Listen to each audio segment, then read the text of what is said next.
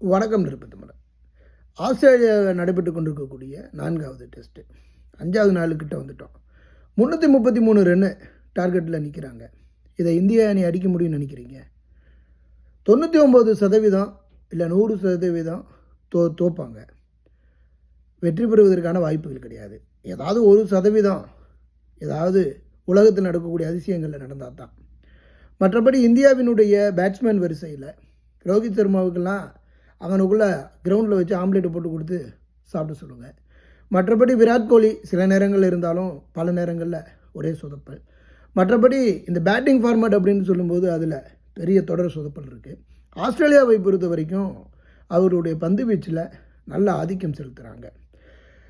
அதனால் நம்ம இந்திய அணியினுடைய பேட்ஸ்மேன்கள்லாம் சொற்ப ரன்களில் எல்லாரும் ஆட்டம் இழந்து எல்லாரும் திரும்புவாங்க. இந்த 4வது டெஸ்ட்டை ஆஸ்திரேலிய அணி வெற்றி பெறும். ஒரு நாட்டின் மீது இருக்கக்கூடிய உணர்வு வேறு, உண்மையான நடைமுறை என்பது வேறு. இப்போ ரோஹித் சர்மாவெல்லாம் கேப்டன்ஷிப்பில் வச்சுருக்கிறாங்கன்னா அப்போ ஐயர் கிரிக்கெட் சங்கத்துக்கு தான் இங்கே முக்கியத்துவமும் எல்லாமே இருக்குது அப்படிங்கிறது தான் நிதர்சனமான ஒரு உண்மை. இந்த உலகத்திலேயே அதிக வாய்ப்புகள் கொடுக்கப்பட்ட ஒரே ஒரு சோம்பேறியான வீரர்னா ரோஹித் சர்மாவுக்கு மட்டும்தான். அப்படி ரோஹித் சர்மா பேட் கம்மிங்கிட்ட கொஞ்சம் வாங்கி குடிக்கலாம்.